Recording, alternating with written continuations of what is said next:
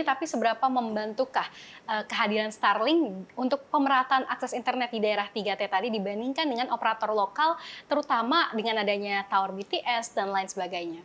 Saya kira ini akan kombinasi ya. Ada daerah-daerah yang memang nanti sulit untuk dijangkau, terpencil. Ya ada opsinya apakah pemerintah mau membangunkan tower BTS gitu ya, atau nanti untuk fasilitas-fasilitas publik, misalnya puskesmas, sekolah gitu ya, ya dibeliin Starlink aja gitu. Ya, itu juga saya kira nanti kan akan tergantung cost and benefit-nya ya. Perlu dianalisis mana yang paling efisien. Tapi saya kira saya optimis bahwa ini harusnya akan membantu pemerataan internet di Indonesia. Ya ini kan baru berapa ya? Mungkin baru 1 bulan ya, 1 bulan setengah. Jadi ya kita akan evaluasi terus kok. Nanti dari sisi pemerintah untuk memastikan bahwa operasional yang dilakukan Starlink tadi sesuai dengan ketentuan dan aturan yang ada, gitu ya, mematuhi regulasi yang ada di Indonesia. Tapi yang kita tentu wanti-wanti jangan karena misalnya kalah bersaing gitu ya, kemudian ingin mematikan Starlink gitu ya. Ini saya kira nggak bagus lah. Jadi ini yang membuat mungkin kita nanti nggak bisa maju-maju. Kenapa? Ya karena ya ketika kita mau compete sama orang, ya orang itu lebih bagus, bukannya kita evaluasi untuk jadi lebih bagus, kita malah bunuh kompetitor kita gitu ya. Dengan satu atau cara lain yang saya kira kurang elok. Jadi saya kira sama kalau kita lihat beberapa tahun yang lalu ya, SMS kan ya. SMS dulu kan mahal gitu ya, tapi dulu saya ingat begitu Asia masuk gitu ya, dia ya akhirnya membuat operator-operator seluler yang lain ya mau nggak mau juga membuat harganya lebih kompetitif gitu. Jadi saya kira ini sama kok. Jadi ya kita harus berani menghadapi perubahan gitu ya. Dari pemerintah juga kita ngelihatnya secara komprehensif bahwa oh Starlink ini ada fungsinya, manfaatnya banyak gitu ya. Tapi yang kita pastikan bahwa mereka ikut regulasi dan ketentuan yang berlaku di Indonesia. Oke, masih terkait dengan persaingan bisnis dan banyaknya manfaat Starlink di Indonesia, khususnya di bidang kesehatan dan juga pendidikan, bagaimana Anda ataupun pemerintah ini melihat bahwa sekarang ini kan sudah banyak sekali tadi ya, ada sempat juga jabarkan begitu, bahwa di Indonesia sendiri layanan streaming sudah sangat banyak, OTT seperti Netflix dan lain-lain, kemudian juga untuk konten sendiri sudah dikuasai oleh YouTube, Instagram. Nah, dengan masuknya Starlink ini kan tidak hanya jaringan, namun juga merambah ke infrastruktur ini, apakah tidak akan mengancam operator lokal ataupun infrastruktur telekomunikasi di Indonesia? Tadi ya kalau saya sampaikan, saya kira kalau untuk fiber optik ya secara teoritis kalau fiber optik harusnya nggak mungkin kalah sama Starlink. Gitu kan. Terus yang kedua yang operator seluler yang di kota-kota besar, yang padat penduduk segala macam, saya kira itu juga nggak akan mungkin Starlink bisa compete sama mereka gitu. Jadi kalau saya lihat Starlink ini ya dia akan komplement ya. Tadi untuk daerah-daerah yang 3T ataupun tadi mungkin untuk perusahaan-perusahaan tambang di lokasi yang terpencil segala macam. Ya saya kira ini jadi opsi kan. Jadi saya tidak terlalu khawatir ya terkait dengan narasi-narasi yang tadi Mbak Sania sampaikan. Yang penting kan pemerintah objektif, kita memberikan kesempatan yang sama untuk orang bisa berusaha di Indonesia, tapi di sisi lain juga mereka harus ikutin aturan yang ada gitu. Sama aja. Saya kira sih nanti kan pasti akan ada evaluasi-evaluasi ya. Kalau nanti ditemukan Starlink ternyata melanggar segala macam, ya pasti nanti kita akan kasih tahu mereka. Tapi ini kan teknologi ya, jadi ya saya kira kalau kita kemudian tertutup gitu ya, nggak mau segala macam ya nanti kita ketinggalan sama negara-negara lain. Toh ya negara sekeliling kita banyak kok yang udah menerima Starlink gitu ya, Filipina, Malaysia tadi yang saya sampaikan, mereka udah lebih dulu malah. Baik. Baik, kemudian bagaimana menurut Anda potensi investasi setelah kehadiran Starlink Indonesia? Apakah ada lagi nih perusahaan telekomunikasi yang akan invest di Indonesia? Kalau saya lihat ya untuk yang seperti Starlink gini ya, saya kira kompetitornya nggak banyak ya di luar negeri ya, karena tadi Mbak Sania ini kan dua ya, mereka harus bisa meluncurkan konstelasi satelit yang cukup banyak untuk mengcover, dan di sisi lain juga biaya peluncurannya itu harus kompetitif gitu. Kalau nggak kan nanti pasti tarifnya kan mahal gitu. Kalau tarifnya mahal ya tentu orang nanti akan semakin reluctant untuk pakai gitu. Jadi nggak banyak terus terang yang seperti Starlink di dunia. Tapi kalaupun ada ya prinsipnya kan pemerintah terbuka. Ya pokoknya kalau Anda mau beroperasi di Indonesia ya ini syarat-syaratnya harus diikutin gitu. Kalau Anda bisa penuhin, bisa dapat izinnya ya silahkan beroperasi. Tapi kalau nggak bisa ya jangan. Baik, ini setelah kehadiran Starlink yang kita tahu pasti pemerintah ini kan sangat eager untuk mengundang Elon Musk untuk investasi khususnya untuk membuka pabrik begitu ya mobil listrik di Indonesia. Ini apakah sudah ada pembicaraan ke arah sana atau sudah ada kira-kira kisi-kisi kapan Elon Musk akan mendirikan pabrik baterai EV ataupun mobil listrik di Indonesia? Yang perlu kami tegaskan ya ini bukan seperti ini ya kayak barter gitu. Oh kita kasih izin dia Starlink terus dia invest mobil enggak gitu. Kita benar-benar ngelihat ketika memproses perizinan Starlink ini, oke manfaatnya Starlink ini apa sih buat kita gitu ya. Kalau manfaatnya besar ya tentu saja selama dia tadi memenuhi regulasi dan aturannya ya Starlink bisa beroperasi. Untuk pabrik mobil Tesla sendiri kalau saya lihat sekarang kan kalau boleh dibilang persaingan di bidang EV ini sangat ketat ya.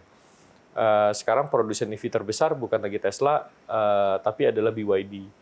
Saya kira Elon juga akan mulai lebih menghitung ya rencana ekspansinya mereka gitu karena mereka kan ada pabrik di Jerman, ada pabrik di Shanghai, mereka punya beberapa pabrik di Amerika.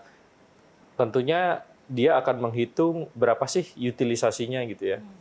Kalau memang utilisasinya masih di bawah 100% gitu ya, masih 60, 70 atau bahkan 50%, ya tentunya juga berpikir ngapain bikin pabrik di tempat baru gitu ya. Yang saya dengar kan mereka juga buka di Meksiko kan, tahun lalu udah mengumumkan di Meksiko, tapi kelihatannya juga dengan kondisi pasar seperti ini mungkin mereka juga akan mengevaluasi apakah mungkin akan dikebut penyelesaiannya atau mungkin akan lebih pelan gitu ya konstruksinya. Jadi ya kita sih welcome aja kalau misalnya Elon menilai investasi di Indonesia untuk pabrik mobil listrik itu bagus ya tentunya kita sambut dengan baik gitu ya. Tapi kalau memang enggak ya nggak apa-apa. Sekarang kan kita juga akan melihat pasar ya. Kita ingin mentargetkan pabrikan-pabrikan mobil listrik yang bisa memproduksi mobil listrik yang sesuai dengan pasar Indonesia. Pasar Indonesia kayak gimana sih? Ya kita lihat kalau penjualan mobil di Indonesia kan mungkin paling banyak ya kita tahu ada Avanza, ada Xenia gitu ya. Lalu kita tahu ada Expander gitu ya, terus ada HR-V gitu ya. Jadi ada kelas-kelas ya 300 sampai 500 juta ini yang menurut saya pasarnya cukup atraktif gitu. SUV, seven seater gitu ya. Nah, ini yang kita harus dorong pabrikan-pabrikan mobil yang bisa memenuhi pasar tersebut gitu. Kalau kita lihat portofolionya Tesla kan terus terang yang paling murah Tesla Model 3 ya. Tesla Model 3 itu saya kira kalau dibawa ke Indonesia, misalnya pun dibikin di Indonesia, kita bebas misalnya nggak ada kena bea masuk, yang lain-lain, mungkin harganya masih kira-kira 600-an juta gitu, masih cukup tinggi gitu. Tapi kalau kita lihat dengan yang ada sekarang, ada MG, ada Wuling, nanti BYD, ya dengan pasar-pasar yang lebih bisa menyesuaikan dengan Indonesia, saya kira itu kan justru yang bagus ya. Kan kasihan juga kalau kita paksa-paksa mereka bikin pabrik di Indonesia tapi mobilnya nggak laku di Indonesia kan sayang gitu ya. Jadi saya kira kita tetap berusaha untuk menarik investasi-investasi untuk mobil listrik ini, tapi tentunya kan evaluasinya akan ada dari mereka juga terkait dengan pasarnya di Indonesia yang lain-lain. Tapi saya kira upaya pemerintah untuk mendorong EV ini kita tidak hanya bicara soal pabrikan mobil listrik, tapi kita bicara ekosistem secara keseluruhan.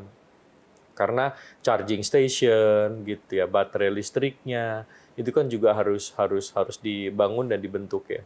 Dan pemerintah kan kita dari hulu dulu tuh, dari nikelnya, dari aluminium, tembaga, gitu ya, litiumnya, terus turun ke hilir, gitu ya.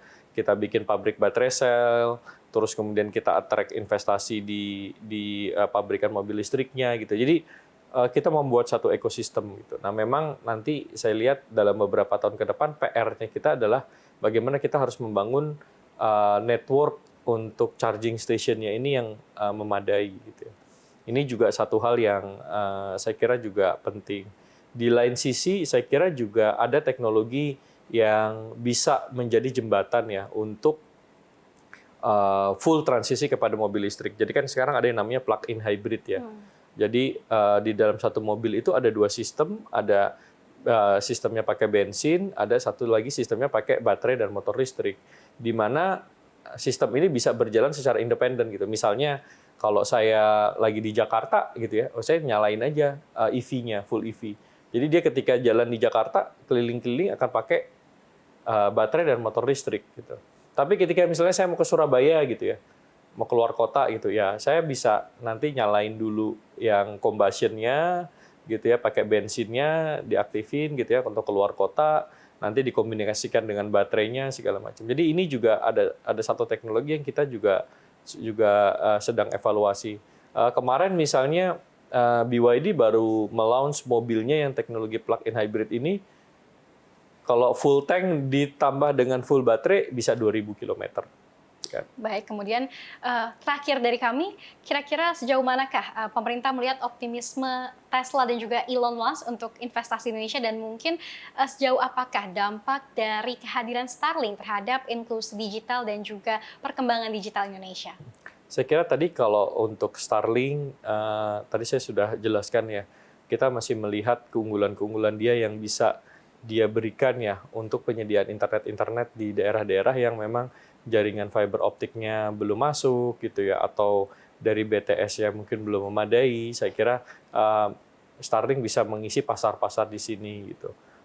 Yang penting adalah saya kira buat pemerintah ya, kita pastikan akan mengevaluasi bukan hanya Starlink tapi seluruh operator-operator internet di Indonesia beroperasi sesuai dengan regulasi dan ketentuannya yang ada gitu. Jadi saya kira ini juga satu hal yang penting ya. Jadi kita ingin ada kompetisi, karena dengan kompetisi ya orang itu akan terdorong untuk maju gitu ya. Orang akan terdorong untuk memberikan pelayanan yang terbaik buat konsumen-konsumennya gitu.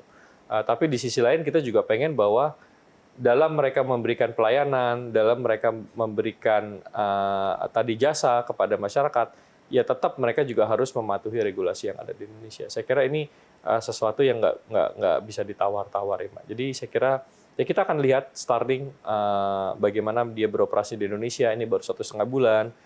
Tentunya nanti kita akan terus evaluasi ya untuk memastikan tadi mereka memenuhi ketentuan regulasi yang ada dan mereka juga memberikan jasa dan pelayanan sesuai dengan yang mereka janjikan kepada klien-klien dan konsumennya.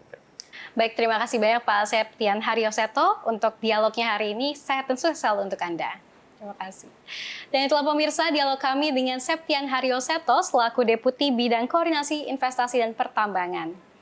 CNBC Indonesia Beyond Business.